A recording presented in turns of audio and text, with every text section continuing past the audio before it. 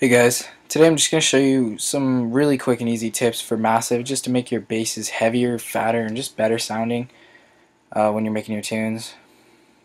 So I'm not really going to go too much into the design of the actual sound, just more of how to beef it up and make it heavier. So just open up a new sound. You got that right there. I always like to start by going into the fourth envelope and turning the level up to get rid of that initial peak and die down. This is what actually happens to like the volume, if you can see it here. So just turn the level up and that'll, keep it more consistent. Don't turn it all the way up, keep a little punch. Turn it all the way up if you want, I don't fucking care. But I keep it down a bit.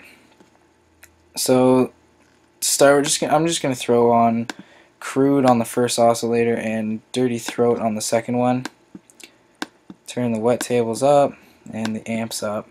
Pull this one down to 12 and this one down to 24. Like I said, I'm not going to go too much into the actual bass, just more of how to beef it up.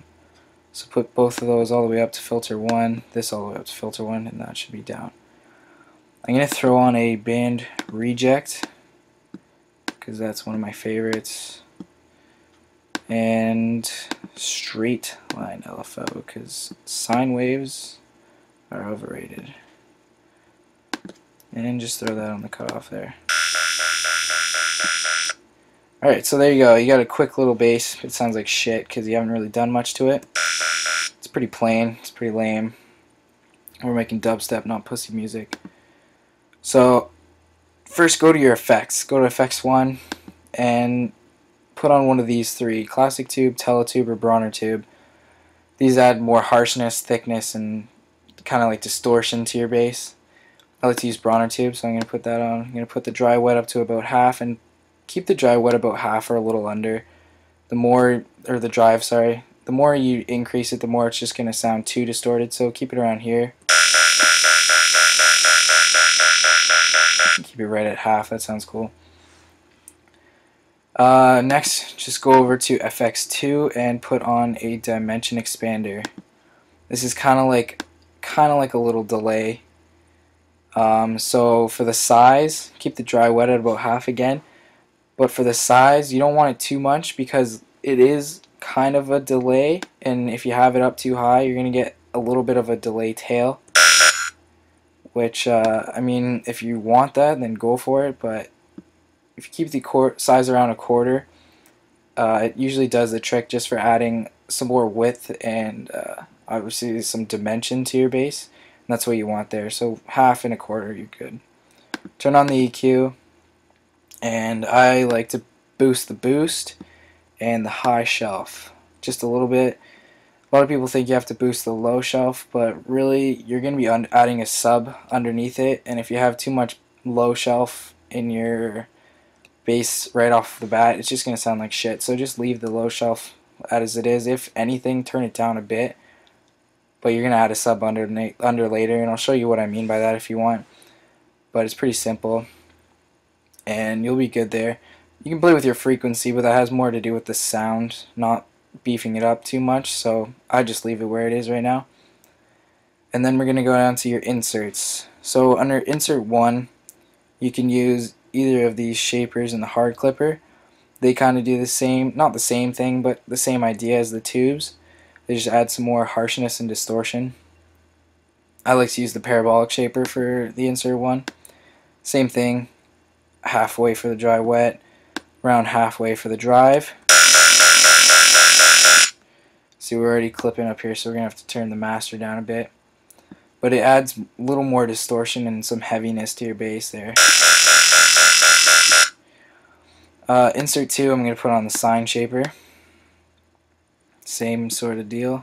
And just play with it to get the sound you like, because like obviously when you're designing your sound, it's how you want it, not someone else. So play with it, get it however you want. These are just kind of some directions you can follow, I guess. So you got some more harsh, heavy bass there. It's already sounding a lot better than what we started out with. Then I'm going to move over to the modulation oscillator. I'm going to play with the phase. You can either put it on oscillator 1 or 2, it doesn't really matter. It's going to give you a different sound for each, so play with it, see what you like.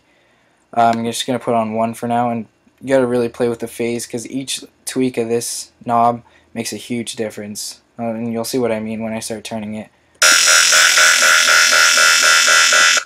So I like how that sounds. It gives it kind of that metallic-y, grinding harshness to it. So I'm going to leave it there. Again, play with it, put it on 2 if you want, do whatever you want. You can play with the pitch too, just keep it in a multiple of 12. Just like up here, keep all these in multiples of 12, because if you go off that, it'll sound really fucked.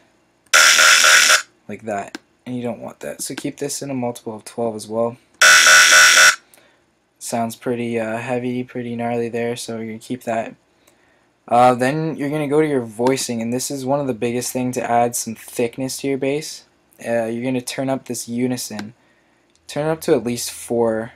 You can turn it all the way up to 16 if you really want to, but I mean 4 is pretty good for what you want. The unison is pretty much just making it like you're playing 4 of these massive patches at the same time, so it adds a lot of width and thickness to your bass.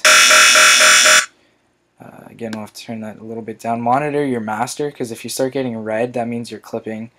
And once you start getting into the mastering and stuff, and you want to get into really clean sounds, that's not what you're gonna want. So just keep your master so that it's just you want it loud, but not so it's clipping.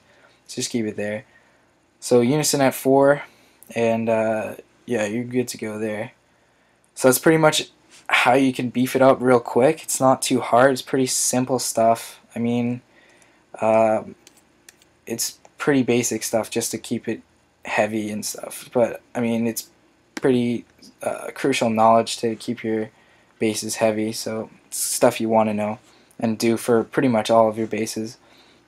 A lot of people always ask about the pitch bends, because when you use a massive patch, when you use the external pitch bend in Ableton, it doesn't do shit, and this is why. It's because the pitch bends are automatically set to 0 for up and down, and you have to change it yourself to make it however much you want it to go up. So if you set it to 24 and then you max out your pitch bend on Ableton, make it go all the way up, it's going to go 24 octaves or pitches or whatever up, and then same with down. You got to put it all the way down, or however much you want it. But this is how you'll get some really gnarly pitch bends out of your sound.